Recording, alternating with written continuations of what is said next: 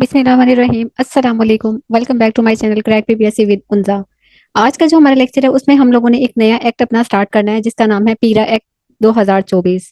Basically जो भी हम लोग तैयारी कर रहे हैं एसडीईओ की, ये हम पीरा ही डिपार्टमेंट है जिसके लिए हमने अप्लाई किया हुआ है, ठीक है बच्चों ने, और वो इसी डिपार्टमेंट की तैयारी कर रहे हैं। उस डिपार्टमेंट में रिक्रूटमेंट उनकी होनी है। तो हम लोगों ने यहाँ पे देखना है कि बेसिकली ये पीरा डिपार्टमेंट, जिसको कुछ लोग पैरा भी कहते हैं, पीरा डिपार्टमेंट है क्या, क्यों बनाया गया है, ये इसके अंदर क्या क्या काम होगा, इसकी क्या जुरिस्डिक्शन है। अगर हम इसमें बतौर आईओ, बतौर ईओ, बतौर एसडीईओ अपॉइंट होते हैं तो हमें वहां पे जाके क्या क्या करना होगा, और ओवरऑल इस एक्ट में क्या क्या हो रहा है। देखें, ये तो हमारा मैंडेटरी एक्ट है ना, जो हमें करना ही करना चाहिए एग्जाम्स के पॉइंट ऑफ व्यू से। वाई? क्योंकि जिस डिपार्टमेंट के लिए जब आप एग्जाम देने जा रहे होते हैं, उस डिपार्टमेंट के बारे में आपको ए टू जी नो होनी चाहिए।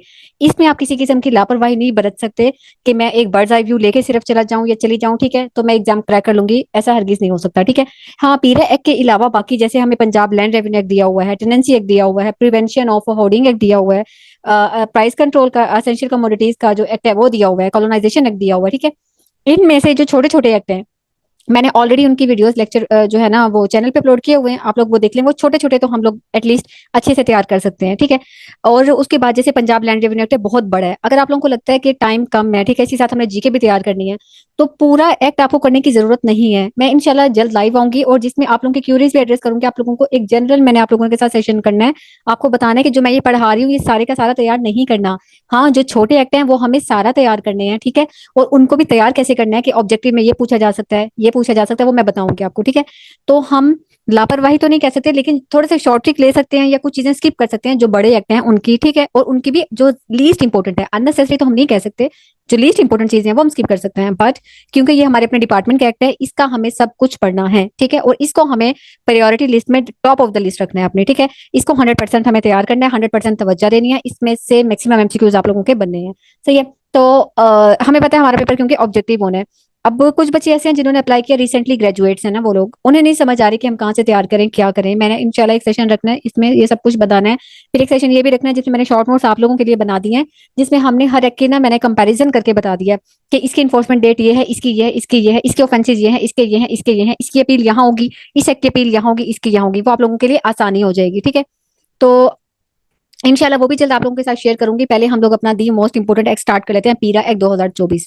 तो अब इसके एक पहले जनरल हम ओवरव्यू ले लेते हैं कि इसकी जरूरत हमें क्यों पेश आई, 2024 में ही क्यों जरूरत पेश आई इस एक्ट को मतलब लाने की, मंजर आम पे इस एक्ट को पास करने की नेशनल असेंबली से, और ठीक है क्यों जरूरत पेश आई।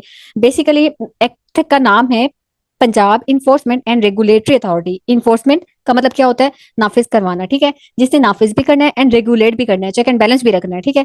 ये एक्ट अभी क्या नाफिज करवाएगा और क्या रेगुलेट करेगा। अब बेसिकली ये जितनी भी हमारी इसमें काफी सारी चीजें शामिल हैं, जैसे कि प्राइस कंट्रोल इसके अंदर आ जाता है, ठीक है, जिसका उन्होंने अलग से हमें लॉ पढ़ाया है, हमारे एग्जाम में दिया है। होर्डिंग एक्ट जो है वो इसी के अंदर आ जाता है, होर्डिंग से मना किया गया है, उसको भी ये पीरा एक्ट देखेगा। उसके अलावा इंक्रोचमेंट जो हो रही है, अब इंक्रोचमेंट के ऊपर तो अच्छा खासा पीरा काम कर रहा है, अभी फंक्शनल भी हो गया ये काम। इंक्रोचमेंट का मतलब होता है कि जमीन गवर्नमेंट की थी, आप उसको इस्तेमाल कर रहे हैं। जैसे आप लोगों ने देखा होगा कि ठेले वाले जो रोड पे लगा के खड़े हुए होते हैं, ठीक है, जो गवर्नमेंट की प्रॉपर्टी है उसके जुरिस्डिक्शन में आपने अपना काम शुरू किया हुआ without the consent of the government, government की मर्जी के बगैर, तो वो आप लोगों ने इंक्रोचमेंट की है, ठीक है। उस चीज को देखना ये भी इसमें आता है। क्या कीमतें जिस कीमत पे बनना चाहिए उस कीमत पे ही सेल हो रहा है, जिस कीमत पे सेल होना चाहिए कमोडिटीज को, असेंशियल कमोडिटीज को, ठीक है, जो शेड्यूल लॉज में बता दी गई हैं, जैसे कि आटा, चीनी, नमक हो गई। प्राइजेस को चेक करना ये भी पीरा ने काम अपने जिम्मे ले लिया, ठीक है। इस तरह से हमारे पास होर्डिंग नहीं होनी चाहिए, जैसे कि लोग फायदा उठाते हैं। होर्डिंग एक्ट मैंने आपको पसे मंजर बताया था कि आया था कोरोना के उसका जो है ना वो पसे मंजर है उसके उसमें आया था, क्योंकि लोगों ने फिर क्या किया था, जखीरा अंदोजी शुरू कर दी थी, और बाद में जब मार्केट में डिमांड ज्यादा हो जाती थी तो वो हाई प्राइस पे बेचती थी। खैर, तो इन सब के लिए तो फिर सवाल ये क्या 2024 से पहले इन सब चीजों पे काम नहीं हो रहा था? ऑफ कोर्स हो रहा था। अब देखिए ना, एक एसी है, एक असिस्टेंट कमिश्नर है, उसी ने जाके चेक करना है कि फलां जगह पे इंक्रोचमेंट हो रही है, ठीक है, उसने उसको भी रिमूव कराना है, उसका काम है। उसने अपने पास आए हुए केसेस को भी मतलब डील करना है, पब्लिक डेली बेसिस पे पब्लिक डीलिंग भी उनके ऑफिस में जाहिर उन्हें करनी पड़ती है। उसके अलावा फिर आपने लैंड रेवेन्यू को इकट्ठा करना है, उसमें एसी का आपको पता है, एसी जो है उसका मल्टीपल जगहों पे मल्टीपल किरदार है, तो उससे काम की एफिशिएंसी जो है ना वो अफेक्ट होती है, ठीक है, ये सच है, हमें मानना पड़ेगा। तो इसके लिए ये जो स्पेसिफिक काम है ना, इंक्रोचमेंट, प्राइस रेगुलेशन हो गई, होर्डिंग की रेगुलेशन हो गई, ठीक है, गवर्नमेंट की जो लैंड है उससे रिलेटेड जो मामला हो गए, तो उनको बर्डनाइज ना हो, वो ओवरबर्डनाइज ना हो, ताकि वो अपना काम तवज्जो से करें। एक अलग से डिपार्टमेंट बना दिया गया गवर्नमेंट ऑफ पंजाब की तरफ से कि अब ये डिपार्टमेंट या पीरा फोर्स जो है ये इन कामों से निपटेगी, ठीक है, जो डेली बेसिस पे रेगुलेट करेगी, 24 घंटे रेगुलेट करेगी आया काम ठीक हो रहा है या नहीं। वरना ऐसे होता था एसी ने जाके जो है कहीं पे भी रेड डाली है, ठीक है जी, प्राइस चेक की है, और फॉर द टाइम बिंग तो वो लोग कर लेते थे, ठीक है जी, मामला बाद में फिर उसी रूटीन पे आ जाते थे। जो लोग इंक्रोचमेंट करते हैं, इन लोगों को आज आपको कि यहाँ पे ठेला आज तो हटवा दिया, कल नजर नहीं आना चाहिए, उन्हें पता है कल किसने आके चेक करना है, कोई चेक कर भी ले, कल परसों चेक कर लेगा उससे ज्यादा। तो ये मुसलसल की रेगुलेशन उनके ऊपर मतलब एक नजर नहीं रखी गई थी। तो इस वजह से जो है ना ये पीरियड बनाया गया 2024 में। अब इसको सबसे पहले आपको पता है कि एक एक्ट जो होता है वो सबसे पहले बिल हुआ करता है, ठीक है, जो कि हमारी जो प्रोविंशियल असेंबली है उसमें पेश होता है। प्रोविंशियल असेंबली में जो सूबों के जो बिल होते हैं ना वो प्रोविंशियल असेंबली में पेश होते हैं। अगर पूरे मुल्क का कोई एक्ट बनने लग रहा है, उससे रिलेटेड जो बिल होगा वो नेशनल असेंबली में होगा, क्योंकि वो नेशनल लेवल का है, ठीक है। तो प्रोविंशियल असेंबली में पहले हमारी, क्योंकि पंजाब का ये एक्ट है, तो पंजाब की जो असेंबली है उसमें ये बिल पेश हुआ। वहां से अक्सरियत से, मेजोरिटी से ये पास हुआ 11 अक्टूबर 2024 को, ठीक है। तो यहाँ पे अब उसने बताया हुआ कि ये पास कब हुआ है, ये पास हुआ है जनाब 11 अक्टूबर 2024 को ये पास हो जाता है।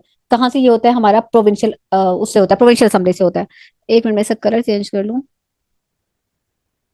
ताकि ये ठीक से नजर आए हमें। सही है जी, प्रोविंशियल असेंबली से ये पास हो गया जी 11 अक्टूबर को। ये एमसीक्यू बन सकता है। पासिंग डेट हमें याद रखनी है इसकी कि कभी प्रोविंशियल असेंबली से पास हुआ है।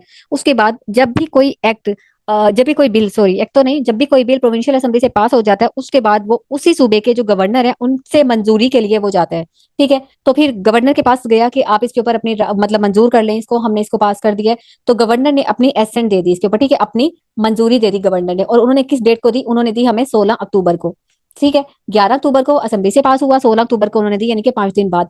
जिस दिन, और उस टाइम के गवर्नर कौन थे, ये भी एमसीक्यू बन सकता है, वेरी इंपॉर्टेंट। उस टाइम के गवर्नर कौन थे, सरदार सलीम हैदर खान थे। अब गवर्नर ने जिस दिन भी वो उस बिल को साइन कर दिया ना कि हाँ मेरी तरफ से मंजूरी है, वेरी नेक्स्ट डे, अगले ही दिन वो ऑफिशियल गैजेट में शाया हो जाता है। और वही जिस दिन वो ऑफिशियल गैजेट में शाया हो वही उसकी इन्फोर्समेंट डेट या कमेंसमेंट डेट कहलाती है, ठीक है। तो 17 अक्टूबर इसकी क्या है जी, कमेंसमेंट डेट है। या ऐसे भी वो आपको मिक्स ट्रिकी करके पूछ सकता है कि पब्लिश कब हुआ था ऑफिशियल गैजेट में। तो ये हुआ था 17 अक्टूबर को, ठीक है जी।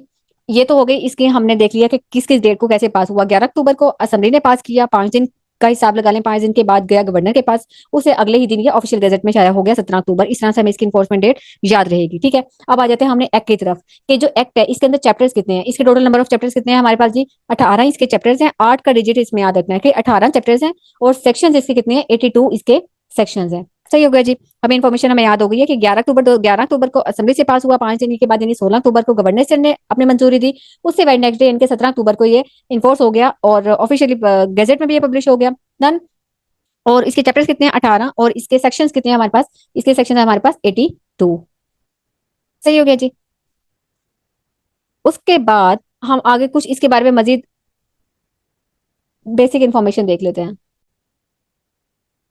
अच्छा जी, अब हम देख लेते हैं कि पीरा की जो अथॉरिटी है, अथॉरिटी से मुराद ये होता है कि अथॉरिटी पावर किस किसके पास है, या मेजर इसके ऊपर जो बंदे होंगे। जैसे हमारा एक घर होता है, ठीक है, उसमें मेजर हमारे सरबराह कौन होते हैं।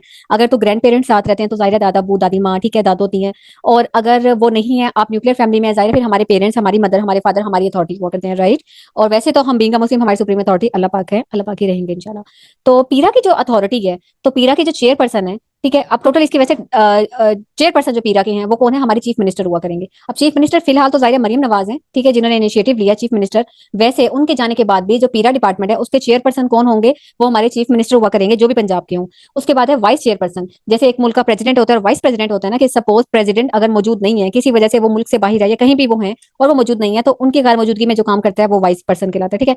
तो चेयरपर्सन के बाद जो नेक्स्ट पर्सन है वो है वाइस चेयरपर्सन। वाइस चेयरपर्सन कौन होंगे, वो होंगे chief secretary, chief secretary of Punjab. Punjab के चीफ सेक्रेटरी हो गए वाइस चेयरपर्सन, और चेयरपर्सन कौन होंगे, हमारी चीफ मिनिस्टर होंगे, ठीक है। ये वैसे हमने आगे सेक्शन में पढ़ना है, लेकिन यहाँ आपको बताने का मकसद है कि आपको पता चल जाए कि पीरा एक हमारा फ्लो बना हुआ है ना, कि पीरा इस डेट को पास हुआ, इतने चैप्टर्स हैं, इतने सेक्शंस हैं, और ये इसकी गवर्निंग बॉडीज हैं, ठीक है। तो एक हो गया हमारे पास चीफ मिनिस्टर, एक हमारे पास आगे चीफ सेक्रेटरी। उसके अलावा कुछ हमारे पास मेंबर्स होंगे, कहाँ के, जो senior members board of revenue इसके अंदर होंगे एक, ठीक है। SMBR बोर्ड ऑफ रेवेन्यू, हमें पता है हमारा डिपार्टमेंट है प्रोविंशियल लेवल पे भी, फेडरल लेवल पे भी। तो प्रोविंशियल लेवल पे जो हमारे पास बोर्ड ऑफ रेवेन्यू, उनके जो भी सीनियर मेंबर होंगे वो इसका मेंबर होंगे पीरा अथॉरिटी का।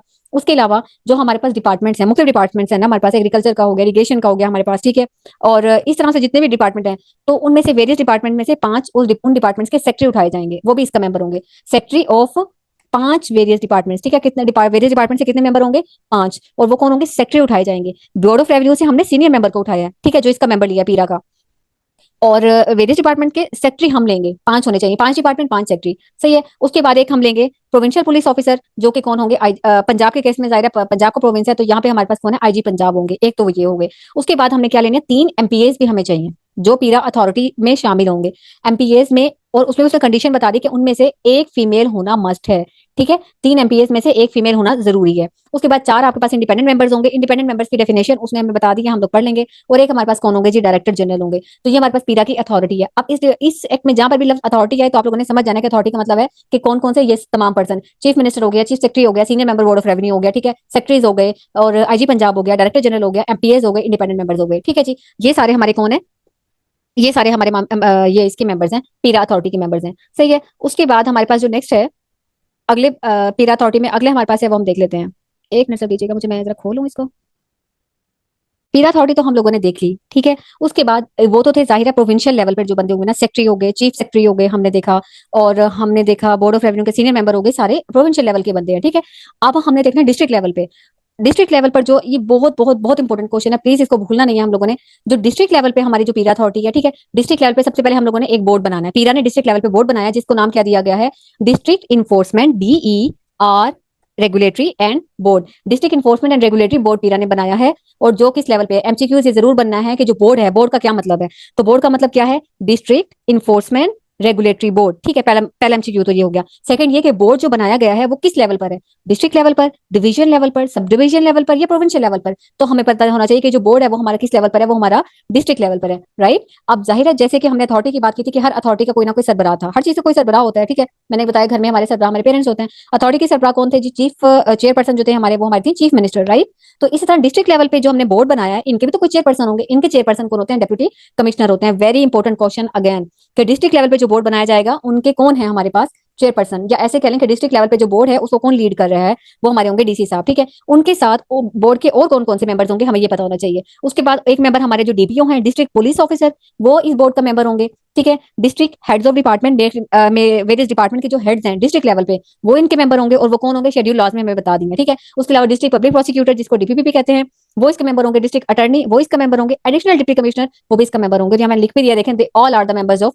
बोर्ड। तो ये सब कौन होंगे? बोर्ड के मेंबर्स होंगे। ये सही हो गया जी। तो इन सबके नाम नहीं याद रखने, इसका हमें पता होना चाहिए कि चेयरपर्सन कौन है, ठीक है। और ये जो बोर्ड बनाया जाएगा किस लेवल पे? डिस्ट्रिक्ट लेवल पे बनाया जाएगा। बाकी बर्ड्स आई व्यू हम एक देख लेते हैं कि अच्छा, मैंने इसलिए आपको बता दिया, आपको पता हो कि चाहिए ये बंदे इसका मेंबर हैं। सपोज वो पूछ सकते हैं कि क्या एडिशनल डिप्टी कमिश्नर अथॉरिटी का मेंबर है? ऊपर लिख दे कि वो additional deputy commissioner is the member of. अब नीचे वो ऑप्शन दे रहा है आपको, अथॉरिटी का दे रहा है, डिस्ट्रिक्ट लेवल का दे रहा है, सब डिवीजन लेवल का दे रहा है, तो आपको पता होना चाहिए additional deputy commissioner district level का मेंबर होता है। क्लियर? उसके बाद हम लोग आगे चलते हैं। अपनी देख लेते हैं हम लोग ऑपरेशनल बॉडीज। सॉरी, ये शेयरिंग बंद हो गई है। अब इसके बाद हम लोग देख लेते हैं अपने पीरा की ऑपरेशनल बॉडीज को देख लेते हैं। ऑपरेशनल बॉडीज मतलब जिन्होंने प्रैक्टिकली काम करना है। ये तो वो है जिन्होंने रूल्स बनाने हैं, ठीक है। और ऑपरेशनल बॉडीज जिन्होंने प्रैक्टिकली जाके काम करना है, हम उनको देखते हैं। तो ये देखें, ऑपरेशनल बॉडीज में सबसे ऊपर हमारे पास आ जाते हैं डीजी पीरा, ठीक है। वो कह रहे हैं कि जो डीजी पीरा हमारे पास होंगे वो या तो पीएमएस ऑफिसर होने चाहिए, राइट, या फिर वो पैस के ऑफिसर होने चाहिए सीएसएस के थ्रू। और उनका एटलीस्ट जो स्केल होना चाहिए वो 19वां स्केल जरूर होना चाहिए डीजी पीरा का, ठीक है जी। आपको याद है डीजी पीरा कौन है? डीजी पीरा वो हैं जो अभी हमने देखा था अथॉरिटी के भी मेंबर थे। कौन थे ये? मेंबर ऑफ अथॉरिटी थे डीजी पीरा। इस तरह चीजों को लिंक करके याद रखेंगे तो याद रहेंगे हमारे पास, ठीक है। मेंबर ऑफ किसके मेंबर थे ये? हमारे पास अथॉरिटी के मेंबर थे, डीजी पीरा। अच्छा, अब डीजी पीरा के बाद हमारे पास जो उनके नीचे आते हैं बंदे, वो कौन है? कुछ ऑथराइज्ड ऑफिसर्स हैं। अब वो कौन होंगे? वो होंगे, अभी इनकी डेफिनेशन हम एक्ट में भी पढ़ लेते हैं। ऑथराइज्ड ऑफिसर्स वो होंगे जिनको इस एक्ट के तहत अथॉरिटी अपॉइंट करेगी। अभी हमने पीछे अथॉरिटी की बात की ना, चेयरपर्सन वगैरह, चीफ मिनिस्टर वगैरह, वो लोग कुछ ऑथराइज्ड ऑफिसर को अपॉइंट करेंगे। और उनका स्केल कम से कम क्या होना चाहिए? कि 18वें स्केल के वो होने चाहिए। उनके बाद जो नेक्स्ट हमारे पास आते हैं, वो हमारे पास आते हैं हेयरिंग ऑफिसर्स आते हैं। ये भी हमारे पास सीएसएस के होने चाहिए या पीएमएस के होने चाहिए। सीएसएस के भी सिर्फ पास के होने चाहिए।